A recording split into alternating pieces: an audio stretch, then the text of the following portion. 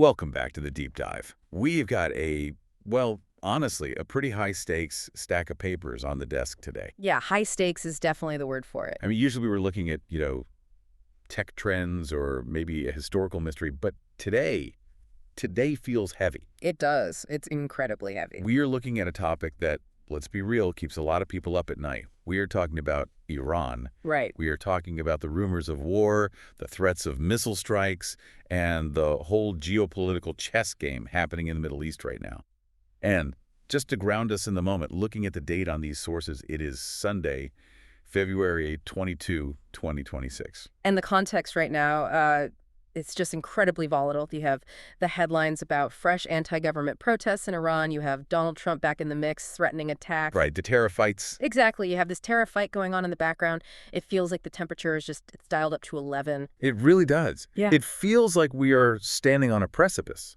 But what's interesting about the material we are diving into today is that it flips the usual narrative completely on its head. It completely inverts it, yeah. Usually when we talk about Iran, we are talking about the scary stuff we see on the news, the hardware, the uranium, the rhetoric. The doom and gloom. Right. The whole fortress Iran narrative. Yes, exactly. The idea that this is an impregnable monolith that, if touched, will just explode into World War III. But the source material we are working with today comes from a very, very unique perspective. We are looking at a blog post and a series of related writings titled The Fragile Foundations of Iran's Regime: Why Decapitation Strikes Could Spark a Revolution. And it's written by an author named Paramilitary, who posts under the banner of, and I have to say, I just love this name, Barack Face. Barack Face. It definitely grabs your attention immediately. You see that and you think, is this a parody? Is this some sort of political hit piece? It really does make you wonder. And just to give some context before we get into the heavy military strategy, because this context really matters for the tone of the analysis. The author claims to be Barack Obama's first full-time volunteer in New York City. That is such a specific claim to fame. It is. So you have this background of grassroots political organizing, this hope and change DNA, mixed with what turns out to be a very prolific portfolio of writing on everything from artificial intelligence to spirituality to economics. Which is important context for you listening. Because when you read this analysis of the Iranian regime, you can tell it's not coming from a traditional military analyst sitting in the Pentagon with a laser pointer. No, not at all. It's coming from someone who looks at systems. Human systems, technological systems, and looks for the weak points. It feels like a hacker's perspective almost. Yes, I think that's a great way to put it. It's a systems analysis. He's not looking at the tank count. He's looking at the network topology. Right. And the central tension in this deep dive is really between two competing images. On one hand, you have the public perception of Iran, this fortress armed to the teeth, ready to flatten the Middle East. And on the other hand, you have the source's counterintuitive thesis, that the regime is basically a house of cards held together by a surprisingly small number of people. It is the difference between looking at the armor and looking at the person wearing it. Exactly. The source argues that while the armor is thick, high-tech missiles, drones, underground bunkers, the body inside, the actual command structure, is incredibly fragile. And not just fragile, but hollow. So our mission today is to unpack that. We're going to look at what the source calls the decapitation strike theory. And I want to be clear to you listening, this isn't just about explosions or kinetic warfare. Right. It's about the sociology of a dictatorship. It's about asking, what happens if you remove the boss? Does the whole company shut down? Or in this case, does the whole machinery of repression shut down? It is a fascinating question because it challenges the assumption that you need 1 million soldiers to change a regime. So let's get into it. Section 1, the theater of war versus the reality. The source starts by acknowledging the hard power. And this is the stuff that makes the headlines. We are talking about missile cities. Just that phrase alone, missile cities, it evokes a very specific, very terrifying image. It sounds like science fiction. The source describes them as hidden in underground bunkers. You picture these vast, cavernous spaces deep under the Zagros Mountains, lined with concrete fluorescent lights humming and row after row of ballistic missiles just waiting. And that imagery is exactly the point. The IRGC, that's the Islamic Revolutionary Guard Corps, they've spent a lot of time and money filming these places. Oh, the propaganda videos. Yeah, they release these high production value videos showing trucks driving through these tunnels. It's designed to look like a Bond villain's lair. It really does. It's so theatrical. And the source also mentions swarms of drones capable of, well, sending American aircraft carriers to the ocean floor. Which is a massive deal. Now, for anyone who knows anything about the U.S. Navy, sinking a carrier is basically the holy grail for an adversary. It's the ultimate nightmare scenario. It is. I mean, a carrier is 100,000 tons of diplomacy. It has 5,000 people on board. Losing one would be a national trauma for the U.S. Right. And the physics of a drone swarm are genuinely scary. If you launch 1,000 cheap suicide drones, even if the carrier's defenses are 99% effective, 10 get through. And 10 high-explosive impacts on a flight deck is a very bad day. A catastrophic day. So the threat is real. The hard power exists. But then the source brings up the countermeasure, and this is where we get into the technological side of the analysis. He talks about sophisticated U.S. electronic warfare systems. Right? Jammers. Now, jammers sounds kind of simple, like static on a radio. But the source describes systems that can deceive radar and redirect drones into the sea. That sounds a lot more advanced than just, noise. It is a lot more advanced. We need to distinguish between noise jamming and deception jamming, or spoofing. Okay, what's the difference? Well, noise jamming is like standing next to a person and screaming so they can't hear the person talking to them. It's brute force. Just drowning out the signal. Exactly. But spoofing is whispering in their ear, pretending to be the person they trust, and giving them the wrong directions. Wow. That is a terrifyingly effective metaphor. So with the drone swarm, you aren't just blasting noise. You are hacking the signal. You are telling the drone's GPS, hey, you are actually 3 miles to the left, turn right. And the drone, being a machine, just obeys. It obeys. It turns right and flies straight into the Persian Gulf. So the source is arguing that while the missile cities and drone swarms look impressive on a propaganda video, they have an Achilles heel. They rely on guidance. They rely on data. And if you can corrupt that data, then the hardware becomes expensive junk. Precisely. Right. And this is where the source makes a really crucial point. These descriptions, missile cities, drone swarms, they are designed to create a psychological state. They are a deterrent. Exactly. If you believe your enemy has an underground city full of ballistic missiles that you can't hit, you are going to think twice, 3 times, 4 times before you engage. It's the shield of fear. That's a good way to put it. It projects invincibility. It says, if you touch us, the consequences will be apocalyptic. And from a military standpoint, that is a very effective strategy for a regime that might actually be weaker than it looks. You puck up your chest, you show off the shiny hardware. It's the pufferfish strategy. Look big so you don't get eaten. But then the source pivots. And this is where it gets really, really interesting. Because for all the talk of high-tech jammers and underground bunkers, the source argues that the regime's survival doesn't actually depend on the missiles. No, because the missiles are for the external enemy. The missiles are to keep the Americans or the Israelis out. But the regime has another enemy?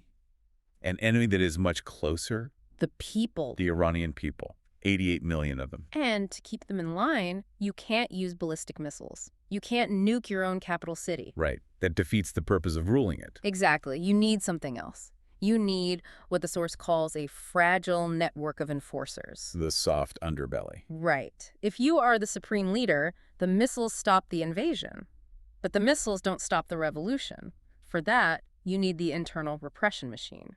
And this brings us to Section 2, the anatomy of repression. The key players mentioned in the text are the IRGC, which we know, but also the besieged militia. The IRGC is the elite. They are the Praetorian Guard. They own the missiles. They own the economy. But the besieged? The besieged are the foot soldiers. They are the ones who do the dirty work on the street. The source has a very visceral description of them. He calls them goons on motorcycles. It is a striking image, isn't it? It is. And it's such a contrast to the missile cities. You go from high-tech, underground bunkers to guys on dirt bikes with bats and machine guns. It feels almost medieval. Or post-apocalyptic, like something out of Mad Max. It really does feel that way. But think about the utility of the motorbike in a city like Tehran. Tehran is a massive, sprawling metropolis. It's crowded. The traffic is legendary for being terrible. If you have a protest breaking out in a narrow market street, a tank is useless. A tank gets stuck. An armored personnel carrier gets boxed in. But a motorcycle? A motorcycle is fluid. A swarm of motorcycles. They are fast, they're agile, they are loud. The noise factor, I hadn't thought about that. The noise is a weapon. The source describes them roaring through crowds. Imagine you are a protester, you are chanting, and suddenly you hear the revving of 50 engines echoing off the buildings. It's primal. It's pure intimidation. It's designed to create chaos and panic before a single shot is fired. And the source notes they operate in plain clothes often, which makes it even scarier.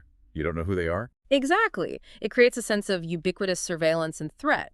Any guy on a bike could be a besieged member ready to open fire. The source mentions they unleash machine gun fire on protesters without hesitation. This isn't cloud control in the Western sense. It's terror. It's pacification through brute force. But here is the catch, and this is where the fragile foundation part comes in.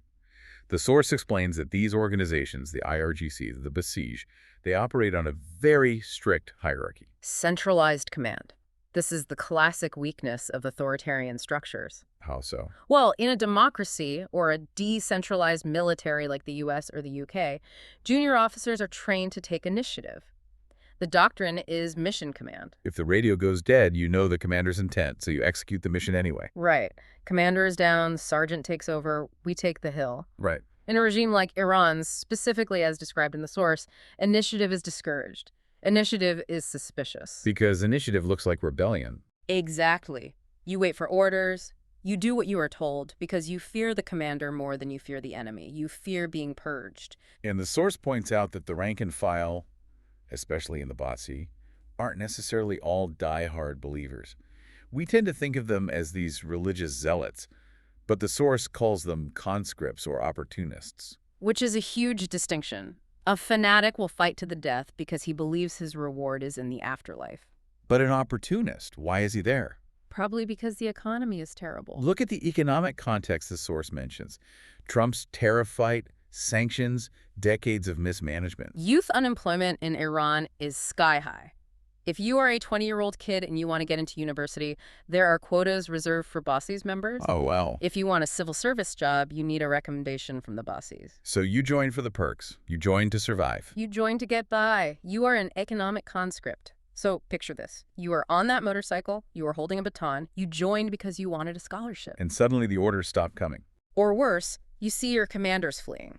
Or you see a million people on the street who look just like your cousins and neighbors. Are you going to stand there and shoot them? Probably not. You're going to drop the baton, take off the helmet, and blend into the crowd. Exactly. You check which way the wind is blowing, Yeah. and that is the crux of the decapitation theory. That really is. So let's unpack that theory. This is section 3, because the source throws out a very specific number that just blew my mind. He says you don't need to defeat the whole army. You don't need to fight 500,000 soldiers. You need to neutralize about 1,000 people. 1,000. In a country of over 88 million, that seems, honestly, it sounds like wishful thinking. It does seem small. But think about network theory, or even a corporate structure. How many people truly hold the keys? How many people truly have the authority to move troops, to authorize live fire, to coordinate a national defense? The source identifies them as high-ranking IRGC officers, Basij commanders for specific districts, and key regime loyalists who run the intelligence hubs. So these are the nodes. They are the central nodes. If you take out the node, the network disconnects. So the thesis is decapitate the leadership, remove these 1,000 key individuals, and the chain of command shatters. It's the headless chicken scenario. Without the brain to send the signal to the muscles just spasm and stop. If the order to crush the protest doesn't come, or if the person who usually gives that order is gone, the opportunist on the motorbike hesitates.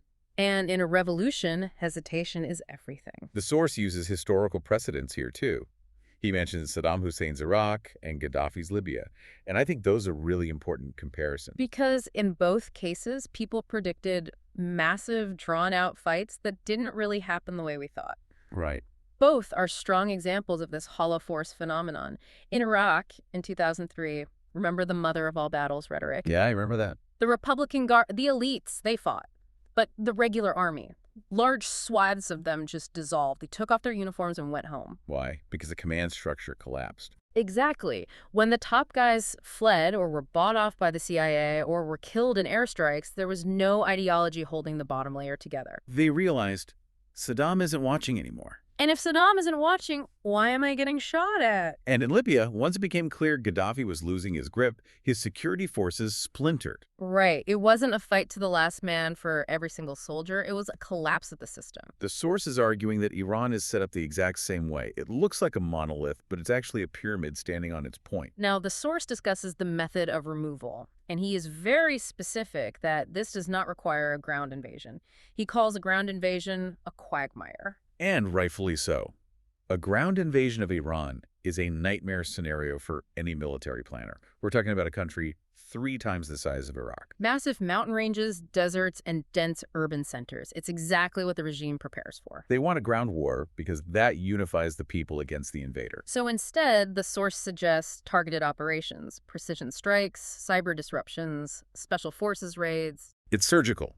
Instead of using a sledgehammer to smash the whole building, you use a laser to cut the support beams. You target the communications infrastructure, you target the villas of the generals, you target the bank accounts. And there's this one detail the source mentions, the extraction scenario.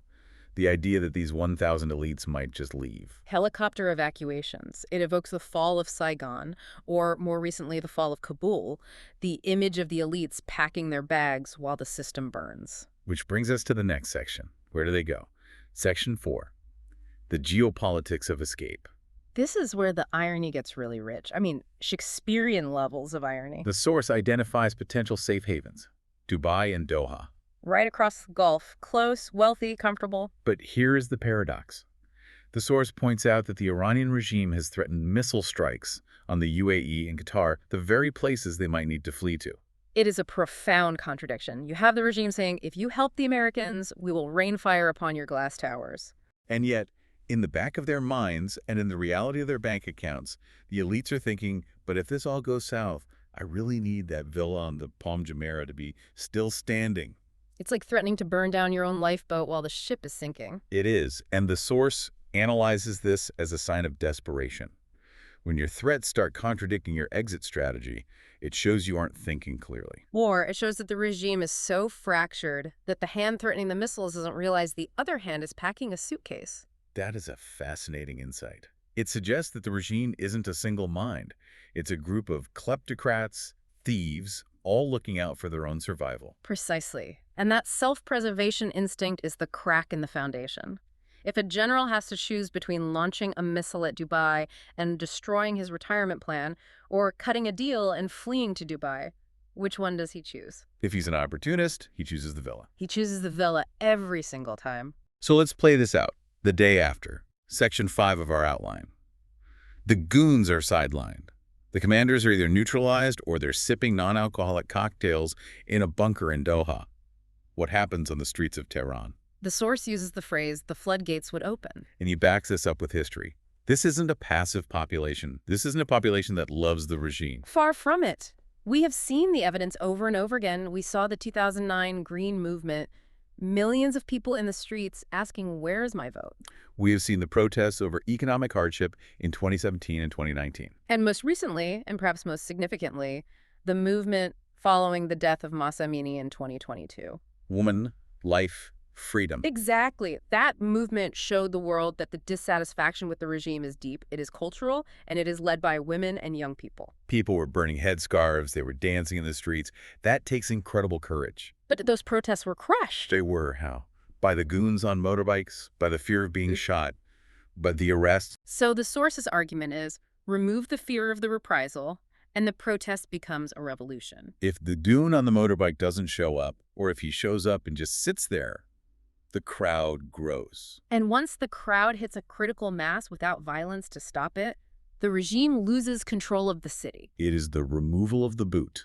Once the boot is lifted off the neck, the body stands up. The source argues that the people who have been suppressed for decades would surge without that fear. And this leads to the potential for the theocracy to be toppled from within, not by U.S. Marines marching into Tehran, but by Iranians reclaiming their country. Which is a crucial distinction for you listening.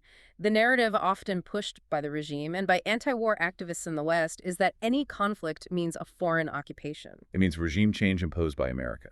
But the source is arguing for something different, enabling an indigenous revolution by removing the artificial barrier of state violence. Wars are won by the erosion of will. That's the core argument here. It is. It's not about who has the most tanks. It's about whether the regime has the will to fight and whether the people have the will to resist. The source is betting that the regime's will is brittle, based on greed and fear, and the people's will is like a compressed spring waiting to release. I want to take a step back now and look at the person telling us this. We mentioned him at the top, Paramendra. We are looking at section 6 now, profile of the source. This is where the deep dive gets a little meta, because understanding the author helps us understand the theory. It's such a unique profile. He calls the blog Barack Face. He claims to be the first full-time Obama volunteer in NYC. So he has this background in what we might call hope and change politics. You imagine him knocking on doors, organizing communities. But then you look at his book list, and it is wild. It's not political memoirs. No, it is a very eclectic bibliography. Let me just read a few of these titles to give you a flavor. Yeah. The Country of Geniuses, A Race Through AI Adolescence. Agentic AI, set to explode in 2026. Liquid Computing. So he is deeply immersed in technology, specifically the bleeding edge of artificial intelligence. But then you also have Calquism, The Economic and Spiritual Blueprint, and The Great Subcontinent Uprising, and fiction like The Dawn Beyond Currency. So you have a mind that is crossing disciplines constantly: politics, technology, spirituality, economics. He's a polymath. How does that background, this futurist nature, influence a military theory about Iran? I think it suggests a systems thinking approach. If you study AI, especially agentic AI, which is about autonomous agents acting in an environment, you study networks. You study nodes. You study how a system learns or how it crashes. Right, liquid computing. That title implies fluidity. Exactly. If you view the Iranian regime not as a solid block of stone, which is how a traditional military analyst might see it, Division A, Division B, but as a network. Like a neural network or a computer system. Right. You start looking for the critical nodes. You don't try to smash the whole computer. You try to find the specific chip that controls the cooling fan. You overheat the system. That makes so much sense. He is applying hacker logic to geopolitics. He's debugging the dictatorship. In a way, yes. He's looking for the exploit. And the spiritual aspect is interesting, too. He views these things through a lens of almost cosmic inevitability. Which brings us to the great cosmic prank. Yes, section 7. This is one of the boldest parts of the source material. One of the blog posts linked is titled, "The Great Cosmic Prank, Why Allah Might Just Be the Universe's Worst Knock-Knock Joke." Now, that is provocative. That is the kind of title that gets you in trouble in a theocracy. It is, but in the context of the source, it seems to be highlighting the absurdity of theocratic rule in the 21st century. It is the idea that claiming divine authority to run a modern state with drones and AI and global banking is inherently contradictory. It's absurd, it's a joke. And perhaps the source is suggesting that this absurdity is another form of fragility. You can't maintain a cosmic prank forever. Eventually, reality sets in. The universe doesn't like contradictions. And if you can get people to see the prank, to see the emperor has no clothes, the power evaporates. Exactly.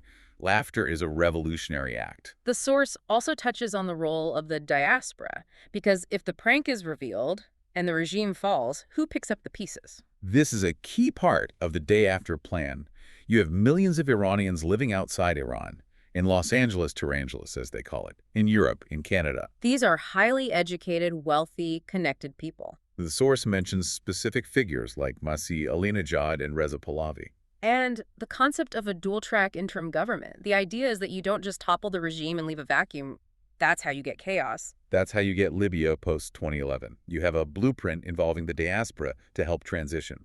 It's the plug-and-play government solution. A bit optimistic, perhaps. Building a government from exile is notoriously difficult, but it shows that there is thinking going on beyond just bomb the bad guys. There is a political strategy to accompany the military one. Now, we have to ground this in the timeline provided. The source is dated Sunday, February 22, 2026. So we are in the future relative to when the source began writing, perhaps.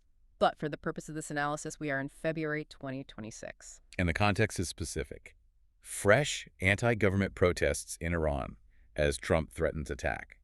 And there is mention of Trump's terror fight. So the pressure cooker is on. You have the external pressure, Trump tariffs, threats of attacks, that squeezes the economy. And you have the internal pressure, fresh protests. It really emphasizes the urgency. The House of Cards isn't just sitting in a quiet room, it's sitting in a wind tunnel. And it is shaking right now. So bringing it all home, what does this all mean? We've covered a lot of ground. It means we might be looking at the conflict all wrong. We're counting missiles, but we should be counting loyalties. We are worried about the shield, but we should be looking at the man holding it. Exactly. The takeaway here is that regimes that rely on fear are terrifyingly strong, right up until the moment they are incredibly weak. They don't bend, they break. And the source's argument is that the breaking point is specific.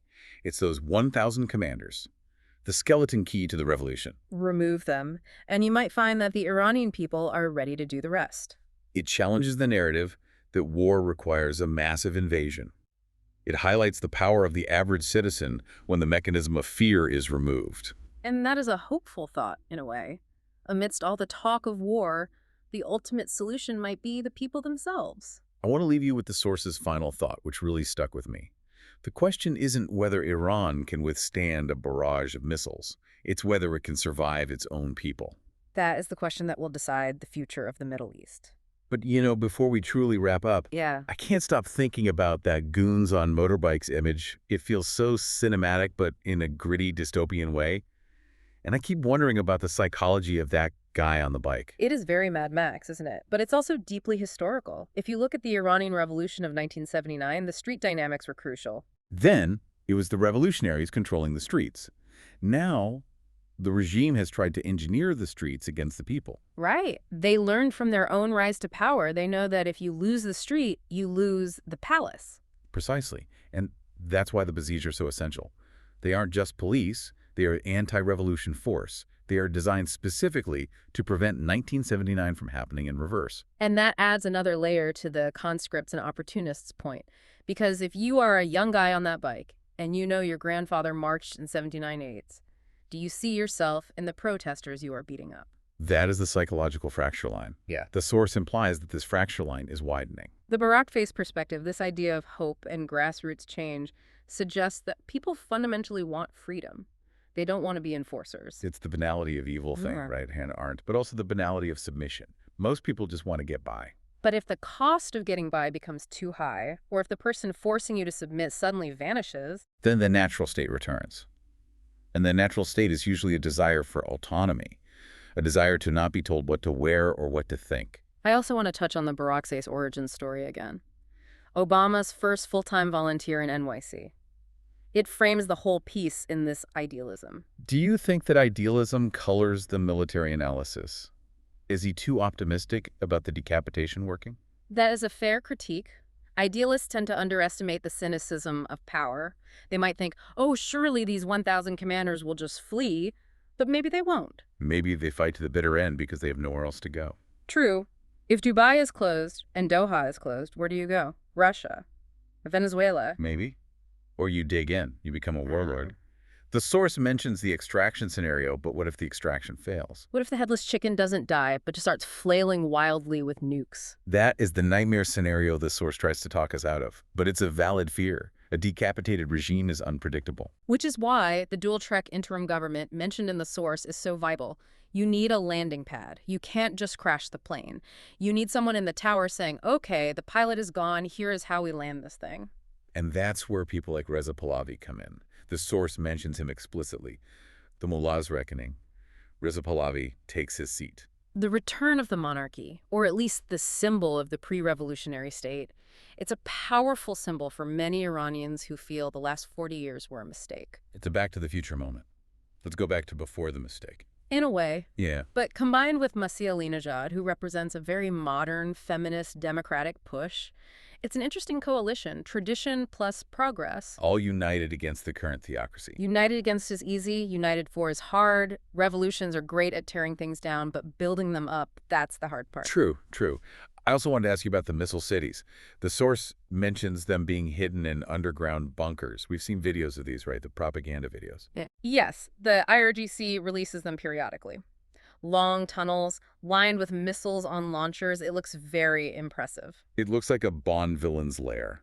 I keep coming back to that. It's so theatrical. It does. But notice the source calls it a theater. Why release the video? If you have a secret weapon, you keep it secret. The Manhattan Project didn't release trailers. If you release a highly produced video with dramatic music showing off your You're tunnels, trying to sell something? you are selling the idea of your own strength. You are marketing your deterrence. And usually you market hardest when you are insecure about the product. That is such a great point. If you really could wipe out the U.S. Navy, you wouldn't need a sizzle reel. You'd just be quiet and confident. Exactly. The noise is inversely proportional to the actual confidence. The U.S. Navy doesn't release music videos of its missile silos. It just parks a carrier group off your coast. That's the statement. Silence is loud. Silence is very loud. So Paramendra, our author, sees through the sizzle reel. He's looking at the marketing escape velocity, which, by the way, is another one of his book titles. Say, it all connects. He understands marketing. He understands that the Missile City is a marketing campaign for the regime's invincibility, and he's calling it a bluff. Marketing escape velocity. I love that we can tie a book about business growth to a geopolitical standoff. That's the beauty of the deep dive format. Everything is connected. Economics, psychology, military strategy, marketing. It really is. And looking at the date again, February 22, 2026, Trump threatens attack. It feels like history repeating, doesn't it? Right. We've been on this precipice so many times. We have. But the difference this time, according to the source, is the internal fragility. In the past, the regime could rally people around the flag. The great Satan is coming. Right. Rally around the flag, boys. But after Masa Amini, after the economic collapse, after the corruption is so visible, the source argues that the rally effect is gone. If the missiles start flying, the people might not look at the sky with anger at the Americans. They might look at the palaces with anger at the mullahs. Why did you bring this on us? Exactly. You gambled with our lives for your ideology. That shift in public sentiment is the game changer. It is the variable that changes the equation from quagmire to revolution. You know, we skipped over one of the tech points in the source earlier, the sophisticated U.S. electronic warfare systems. The jammers. Ah, yes, the invisible war. The source says they can deceive radar and redirect drones into the sea. That's not just shooting them down, that's hacking them mid-air. It's force hijacking. It's very relevant to the author's background in AI and agentic AI. If a drone is an agent, an autonomous actor, and you can hack its brain, you don't need a bullet. You just change its mind. Liquid computing again. It is. It's fluid. The battlefield isn't solid anymore. It's data. If you control the data, you control the drone. If you control the information flow to the Bessie's commander, you control the streets. So the decapitation strike could be a cyber strike. It could be. Imagine if every Bessie's commander's phone suddenly received a message saying, the supreme leader has fled. Stand down. Even if it's fake. Chaos. Absolute chaos. And in that chaos, the regime dies. It's psychological warfare on a massive scale. Which is much cheaper and cleaner than a kinetic war. Kinetic war. I love when you use the jargon. I try to keep it accessible, but sometimes. No, it's good. It sounds smart. But seriously, the idea that you can win a war by changing the information environment rather than blowing things up, that feels very 2026. It is the future of conflict. And the source, Paramendra, seems to be living in that future. He definitely is. I mean, look at his other blog posts listed.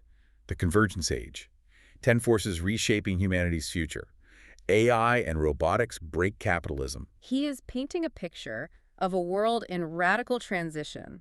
The Iranian regime, in his view, is a relic. It's an analog structure in a digital world. It's a hierarchy in an age of networks. Yet relics don't survive transitions well. No, they tend to end up in museums or dustbins.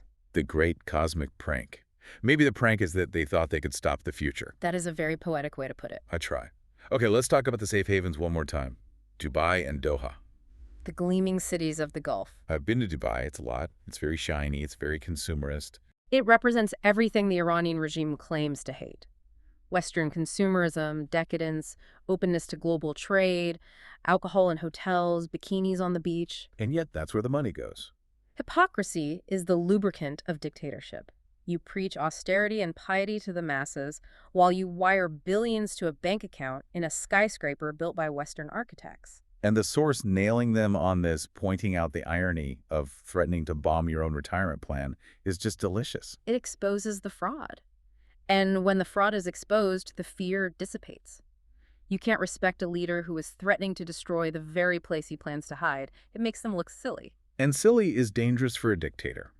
You can be hated, but you can't be laughed at. Laughter is fatal. If the people start laughing at the hypocrisy, the fear evaporates. Which brings us back to Barack Face. The name itself is a bit funny. It is. It's disarming. But the analysis is serious. It's a Trojan horse of a blog. You come for the quirky name, you stay for the detailed analysis of the IRGC command structure. And the book recommendations. Don't forget those. How big is the universe? Marketing principles plus AI. Side hustles that work in 2025. He really does cover it all. Frugal living tips that work. Maybe the Iranian regime needs some frugal living tips. Stop spending money on missile cities. Put that money into the economy and maybe people wouldn't be protesting in the streets. There you go. We solved it. Paraminder's next book, Frugal Living for Theocracies, How to Not Get Overthrown. I'd read that. I would too. But seriously, the breadth of his writing novels like Maya York, The Merchant and the Mystic, it suggests a deep empathy for the human story. And that empathy is what is missing in the Missile City narrative. The regime sees the people as numbers or obstacles. The source sees them as people. People who want side hustles, people who want to understand the universe, people who want to be free. And ultimately, people who are tired of being afraid of goons on motorbikes. The exhaustion of the population is a powerful force. You can only stay angry or afraid for so long. Eventually, you just get tired of it, and when you get tired, you stop complying. The erosion of will. On both sides.